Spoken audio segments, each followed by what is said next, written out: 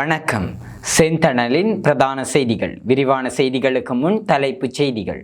ஒற்றையாட்சி அரசமைப்பை நிறைவேற்ற தமிழரசு கட்சி தீவிரம். கஜேந்திரகுமார் எம்பி தெரிவிப்பு. செம்மணி மனித புதைகுழியில் கிடைத்துள்ள இரும்பு பொருள் தொடரும் அகழ்வு பணிகள். அடுத்த கட்டத்துக்கு செல்லாமல் இருக்கும் செம்மணி மனித புதைகுழி விவகாரம் எழுந்துள்ள குற்றச்சாட்டு. மிகப்பெரிய மனித புதைகுழி இனப்படுகொலையின் அசைக்க முடியாத சாட்சி. ஸ்ரீதரன் எம்பி தெரிவிப்பு. 4 வழிகளில் மாகாண சபை தேர்தல் சமர்ப்பிக்கப்பட்டது அறிக்கை. திருகோணமலை கடற்கரை சட்டவிரோத கட்டுமான விவகார வழக்கு ஒத்திவைப்பு. இடுப்பில் இரும்பு வடிவ பொருள் உடைந்த வளையல். யாழில் தொடரும் அவலம்.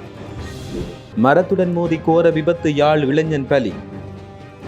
காரொன்றில் இருந்து மீட்கப்பட்ட பெண் மருத்துவரின் சடலம். அமெரிக்காவில் இலங்கை பிக்கு பாலியல் வழக்கில் கைது. ஏனையின் வீதியில் விபத்து. பேருந்தில் சிக்கிய ஆசிரியை பலி. சாரதி கைது. 6 பேர் வயிற்றுக்குள் தங்கக்கட்டிகள். யாழ் காங்கேசந்துறை ஊடாக இந்தியாவுக்கு கடத்தல். போர் முடிவுக்கு நாளை திறக்கப்படுகிறது கோர்முஸ் நீரிணை. கையெழுத்திட்டார் டொனால்ட் ட்ரம்ப். தொடர்பென விரிவான செய்திகள். புதிய அரசமைப்பு என்ற பெயரில் ஏக்கிய ராட்சிய ஒற்றையாட்சி அரசமைப்பு நிறைவேற்றப்பட்டால் தமிழ் மக்கள் தங்களின் உரிமைகளை இழந்து அடிமை இனமாக மாற்றப்படும் பேராபத்து உள்ளதாகவும் தமிழ் தேசிய மக்கள் முன்னணியின் தலைவர் நாடாளுமன்ற உறுப்பினர் கஜேந்திரகுமார் பொன்னம்பலம் தெரிவித்தார். பருத்தித்துறை நகரின் 3ஆம் வட்டாரத்துக்குட்பட்ட கோரியடி பகுதியில் நேற்று முன்தினம் நகரபிதா வின்சென்ட் டி போல் டக்ளஸ் போல் தலைமையில் இடம்பெற்ற மக்கள் சந்திப்பில் கலந்து கொண்டு உரையாற்றும் போது அவர்கள் இவ்வாறு தெரிவித்ததாக தெரிவிக்கப்படுகிறது. வடக்கு கிழக்கில் தமிழ் மக்களின் குறிப்பிட்ட தொகை வாக்குகளை பெற்று அதன் மூலம் தேசிய மக்கள் சக்திக்கு 8 நாடாளுமன்ற உறுப்பினர்கள் தெரிவாகினர். இதை தமிழ் மக்கள் தமக்கு வழங்கிய ஆணையாக தேசிய மக்கள் சக்தி சர்வதேச ரீதியாக காட்டி வருகிறது. நாடாளுமன்றில் 3/2 பெரும்பான்மையுடன் காணப்படும் இந்த அரசு புதிய அரசமைப்பு என்ற பெயரில் 2015 முதல் 2019 காலப்பகுதியில் நல்லாட்சி அரசால் உருவாக்கப்பட்ட ஏக்கிய ராட்சி அரசமைப்பை நிறைவேற்ற தீவிரம் காட்டி வருவதாக தெரிவித்தார். அதை உருவாக்குவதில் நல்லாட்சி காலத்து துணை நின்ற சுமந்திரன் இப்போது அதற்கு ஆதரவு வழங்குவதாகவும் அவர் சுட்டிக்காட்டியுள்ளார். யாழ்ப்பாணம் செம்மணி மனித புதைகுழிகள் நேற்றைய அகழ்வாய்வின் போது மனித எலும்பு கூட்டு தொகுதி ஒன்றின் இடுப்பு பகுதியில் இரும்பு வடிவிலான பொருள் ஒன்று அடையாளம் காணப்பட்டு முக்கிய சான்று பொருளாக அகழ்ந்தெடுக்கப்பட்டுள்ளதாக தகவல்கள் தெரிவிக்கின்றன. செம்மணி சிந்துபாத்தி இந்துமையான வளாகத்தில் அமைந்துள்ள இந்த புதைகுழி தொடர்பான 3ஆம் கட்ட அகழ்வு பணிகளின் 27ஆம் நாள் அகழ்வு நேற்று இடம்பெற்றது. இதன்பொழுது தோண்டப்பட்ட மனித எலும்பு கூட்டு தொகுதி ஒன்றின் இடுப்பு பகுதியில் இருந்த இரும்பு வடிவிலான பொருள் கண்டறியப்பட்டுள்ளது. அதைத் தொடர்ந்து அந்த பொருள் நுணுக்கமாக தூய்மைப்படுத்தப்பட்டு இந்த வழக்கு 120வது சான்று பொருளாக இலக்கமிடப்பட்டுள்ளது. பின்னர் மேலதிக சட்ட நடவடிக்கைகளுக்காக அந்த பொருள் நீதிமன்ற கட்டுக்காவலில் ஒப்படைக்கப்பட்டுள்ளது. மேலும் நேற்றைய அகழ்வின் போது புதைகுழியிலிருந்து உடைந்த நிலையில் வளையல் ஒன்று மீட்கப்பட்டுள்ளதாக தெரிவிக்கப்படுகிறது. செம்மணி மனித புதைகுழியிலிருந்து அகழ்ந்தெடுக்கப்படுகின்ற எலும்பு தொகுதிகள் நிபுணத்துவம் வாய்ந்த பிரபலமான பல்கலைக்கழகங்களுக்கு அல்லது பரிசோதனை கூடங்களுக்கு அனுப்பப்பட வேண்டும் என்று கூறி 1 வருடம் ஆகின்ற போதிலும் அவை இன்னும் அனுப்பப்படவில்லை என்ற குற்றச்சாட்டு முன்வைக்கப்பட்டுள்ளது. அகழ்ந்தெடுக்கப்படுகின்ற எலும்பு தொகுதிகள் அடையாளம் காணப்பட்டு இதற்கு காரணமானவர்களுக்கு எதிராக உடனடியாக நடவடிக்கை எடுக்கப்பட வேண்டும் என்று சில முறைப்பாடுகள் வெளியாகியுள்ளன. இலங்கையில் அதிக எண்ணிக்கையான எலும்பு தொகுதிகள் அகழ்ந்தெடுக்கப்பட்ட மனித புதைகுழியாக செம்மணி மனித புதைகுழி உருவாகியுள்ளது.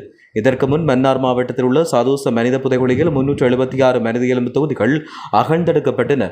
தற்பொழுது அகழ்ந்தெடுக்கப்படுகின்ற எலும்பு தொகுதிகளையும் அதிகூடிய நிபுணத்துவம் வாய்ந்த பல்கலைக்கழகங்களில் அல்லது பரிசோதனை கூடங்களில் அறியத்தர வேண்டும் என முன்னதாக கோரிக்கை விடுக்கப்பட்டது. அதற்கான உத்தரவுகளையும் நீதிமன்றம் வழங்கியிருந்தது.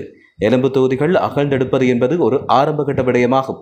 ஆனால் அதைவிட பிரதானமானது அகழ்ந்தெடுக்கப்படும் எலும்பு தொகுதிகள் யாருடையது என்பதை அடையாளம் காண்பது உள்ளிட்ட எலும்பு தொகுதிகளை அடையாளம் காண்பதற்குரிய நடவடிக்கைகள் எதுவும் இன்னும் எடுக்கப்படவில்லை என்றும் குற்றச்சாட்டொன்று முன்வைக்கப்பட்டுள்ளது.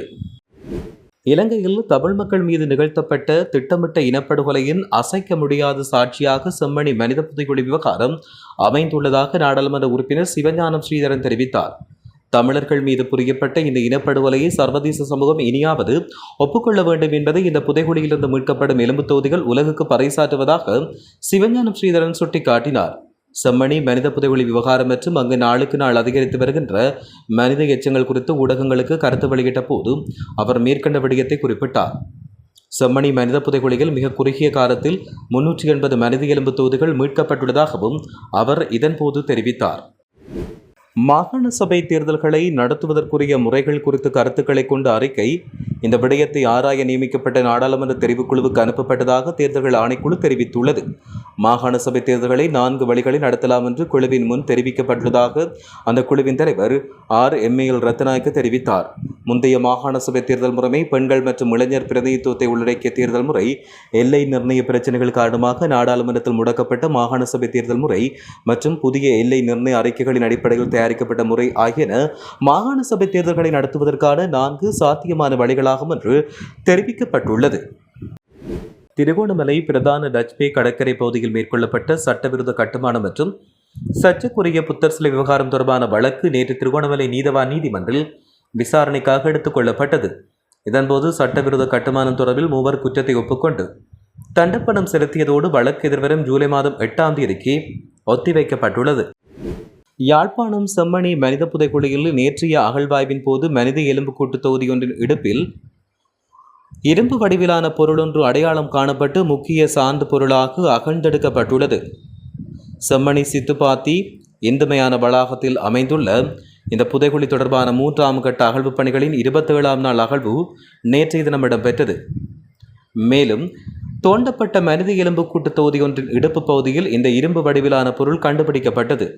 அதனைத் தொடர்ந்து அந்த பொருள் நுணுக்கமாக தூய்மைப்படுத்தப்பட்டு இந்த வழக்கில் 120வது சான்று பொருளாக இலக்கமிடப்பட்டுள்ளது. பின்னர் மேலதிக சட்ட நடவடிக்கைக்காக அந்த பொருள் நீதிமன்ற கட்டுக்காவலில் ஒப்படைக்கப்பட்டுள்ளது. மேலும் நேற்றைய அகழ்வு பணியின் போது புதைகுழியிலிருந்து உடைந்த நிலையில் வளையல் ஒன்று மீட்கப்பட்டுள்ளது. எனினும் அது முழுமையாக தூய்மைப்படுத்தப்படவில்லை. இன்று அந்த வளையலை சீரான முறையில் சுத்தம் செய்து சான்று பொருளாக அகழ்ந்தெடுப்பதற்கான பூர்வாங்க நடவடிக்கைகள் முன்னெடுக்கப்படும் என்று எதிர்பார்க்கப்படுகிறது. கிளிநொச்சி பகுதியில் இடம்பெற்ற விபத்தில் யாழ்ப்பாணத்தைச் சேர்ந்த இளைஞர் ஒருவர் உயிரிழந்தார். இந்த துயரச் சம்பவம் கிளிநொச்சி காவல்துறை பிரிவுக்குட்பட்ட பகுதியில் இடம்பெற்றுள்ளதாகவும் உமையாள்புரம் பகுதியில் இந்த சம்பவம் இடம்பெற்றதாகவும் தெரிய வருகிறது. யாழ்ப்பாணம் அளவெட்டி பகுதியைச் சேர்ந்த ஆனந்தராஜ் நிதர்சன் வயது 35 என்பவரை இவ்வாறு உயிரிழந்துள்ளார். தனது பணியை முடித்துக்கொண்டு யாழ்ப்பாணம் அளவெட்டி பகுதியை நோக்கி பயணித்துக் கொண்டிருந்த குறித்த இளைஞன் வேக கட்டுப்பாட்டை இழந்த நிலையில் வீதியருகில் இருந்த மரத்துடன் மோதி விபத்துக்குள்ளாகியுள்ளதாக தெரிவிக்கப்படுகின்றமை குறிப்பிடத்தக்கது. தனியார் விடுதியொன்றில் தங்கியிருந்த உடலியக்க மருத்துவர் ஒருவர் காரொன்றிலிருந்து சடலமாக மீட்கப்பட்டுள்ளார். இந்த சடலம் தெல்தெனிய மருத்துவமனைக்கு அருகிலுள்ள வாகன நிறுத்துமிடத்தில் நேற்றைய தினம் மாலை மீட்கப்பட்டுள்ளது. உயிரிழந்தவர் வெலிகம குருந்து கொரட்டுவ பலல பகுதியைச் சேர்ந்த 34 வயதுடைய பெண் என்று அடையாளம் காணப்பட்டுள்ளார். உயிரிழந்த பெண் தன்னுடைய காதலன் என்று கூறப்படும் நபருடன் நுவரலியா பகுதியில் உள்ள தங்குமிடம் ஒன்றுக்கு நேற்று முன்தினம் வருகை தந்தமை விசாரணைகளில் தெரிய வந்துள்ளது. அந்த பெண்ணின் சடலத்தை காதலன் அன்று இரவு காரொன்றிலிருந்து ஏற்றி நேற்று காலை தெல்தெனிய பகுதிக்கு கொண்டு வந்திருக்கலாம் என சந்தேகிக்கப்படுவதாக காவல்துறையினர் தெரிவித்தனர்.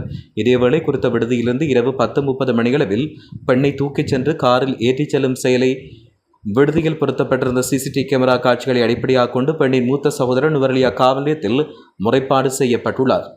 பின்னர் காதலன் தெல்தெனிய காவல்துறைக்கு தொலைபேசி அழைப்பு மேற்கொண்டு தகவல் வழங்கியுள்ளமை ஆரம்பகட்ட விசாரணைகள் தெரிய வந்துள்ளது. சந்தேகிக்கப்படும் காதலன் கண்ணுருவ பகுதியைச் சேர்ந்தவர் என காவல்துறை குறிப்பிட்டுள்ள போதிலும் இதுவரை அவர் கைது செய்யப்படவில்லை என்று தெரிவிக்கப்படுகிறது. அமெரிக்காவின் பாஸ்டன் நகரில் உள்ள ஹோட்டல் ஒன்றில் அந்த நாட்டு காவல்துறை நடத்திய அதிரடி சோதனை நடவடிக்கையின் போது பணத்துக்கு பாலியல் சேவைகளை பெற முயன்றதாக பௌத்த பிக்கு ஒருவர் உட்பட 7 பேர் கைது செய்யப்பட்டுள்ளனர். இவ்வாறு கைது செய்யப்பட்டவர்களில் அமெரிக்காவில் வசித்து வரும் 32 வயதான மகாயகே வினீத என்ற இலங்கை பௌத்த பிக்கு ஒருவரும் உள்ளடங்குவதாக தெரிவிக்கப்பட்டுள்ளது. FIFA உலகக்கோப்பை கால்பந்து போட்டிக்கு முன்னதாக மனித கடத்தல் மற்றும் விபச்சாரத்தை ஒடுக்குவதற்காக பாஸ்டன் காவல்துறையால் தொடங்கப்பட்ட ஆபரேஷன் ரெட் கார்ட் என்ற சிறப்பு நடவடிக்கையின் கீழ் சனிக்கிழமை ரெவர் ஹோட்டலில் இந்த சோதனை நடத்தப்பட்டது. வணிக ரீதியான பாலியல் சேவைக்காக பெண்கள் மற்றும் குழந்தைகளை விளம்பரப்படுத்தும் நெட்வொர்க்கை கண்டறிவதே இந்நடவடிக்கையின் முக்கிய நோக்கம் என்றும் அந்த நாட்டு காவல்துறையினர் அறிவித்துள்ளனர். பேருந்து மோதி விபத்துக்குள்ளானதில் பாடசாலை ஆசிரியொருவர் உயிரிழந்ததாக காவல்துறையினர் தெரிவித்தனர். இந்த விபத்து சம்பவமானது இன்று யாழ்ப்பாணம் கண்டி பிரதான வீதியின் பூனாவை கும்புகொல்லாவி பகுதியில் இடம்பெற்றுள்ளது. இந்த விபத்தில் பூனாவ கல்கந்தேகம வித்தியாலயத்தில் ஆசிரியையாக பணியாற்றும் 56 வயது பெண்ணொருவர் உயிரிழந்தார். இன்று காலை கண்டியிலிருந்து வவுனியா நோக்கி பயணித்த இலங்கை போக்குவரத்து சபைக்கு சொந்தமான பேருந்தொன்று மோட்டார் சைக்கிளுடன் மோதியுள்ளது. இதன்போது மோட்டார் சைக்கிளில் பயணித்த ஆசிரியை பேருந்தின் பின் சக்கரத்தில் சிக்கி இவ்வாறு உயிரிழந்தார். உயிரிழந்த பெண்ணின் சடலம் பிரேத பரிசோதனைக்காக வவுனியா வைத்தியசாலையின் பிரேத அறையில் வைக்கப்பட்டதாக காவல்துறையினர் தெரிவித்தனர். சம்பவம் தொடர்பாக பேருந்தின் சாரதி கைது செய்யப்பட்டுள்ளதோடு பூனாவை காவல்துறையினர் இது தொடர்பிலான மேலதிக விசாரணைகளை மேற்கொண்டு வருவதாக தெரிவிக்கப்படுகிறது. காங்கேசன்துறை ஊடாக நேற்றைய தினம் நாகப்பட்டினம் செல்ல தயாரான சமயம் சுங்க அதிகாரிகளால் தடுத்து நிறுத்தப்பட்ட 26 பயணிகளில் 17 பேருக்கு மேற்கொண்ட ஸ்கேனிங் பரிசோதனையில் 6 பேரின் உடம்புக்குள் தங்கம் கடத்தப்பட்டமை உறுதி செய்யப்பட்டுள்ளது. காங்கேசன்துறையில் இருந்து நாகப்பட்டினம் பயணிக்கும் பயணிகள் பலர் தங்கம் கடத்துவதாக எழுந்த சந்தேகத்தின் பேரில் 26 பயணிகள் தடுத்து வைக்கப்பட்டு ஸ்கேனிங் பரிசோதனைக்காக யாழ்ப்பாண போதனா வைத்தியசாலைக்கு கொண்டு செல்லப்பட்டனர். நாகப்பட்டினம் காங்கேசன்துறை இடையே இடம்பெறுகின்ற சிவகங்கை பயணிகள் கப்பல் சேவையில் நேற்று காங்கேசன்துறை துறைமுகத்திலிருந்து நாகப்பட்டினம் பயணிக்கு காத்திருந்த பயணிகளில் 26 பேரை சுங்க திணைக்கள அதிகாரிகள் அனுமதிக்காமல் தடுத்து வைத்தனர். தடுக்கப்பட்டோரில் 17 இந்தியர்களும் 6 பெண்கள் உட்பட 9 இளைஞர்களும் இருந்ததாக தெரிவிக்கப்பட்டுள்ளது. தடுத்து வைக்கப்பட்ட 26 பேரும் மருத்துவ பரிசோதனைக்குட்படுத்தப்பட பரிந்துரைக்கப்பட்ட போதும் 17 பேர் போதனா வைத்தியசாலைக்கு அழைத்துச் செல்லப்பட்டு ஸ்கேனிங் பரிசோதனைக்குட்படுத்தப்பட்டனர். அவர்களில் 6 பேர் தங்கத்தை விழுங்கியிருப்பது உறுதி செய்யப்பட்டுள்ளதாக தெரிவிக்கப்பட்டுள்ளது. இனி சர்வதேச செய்திகள்.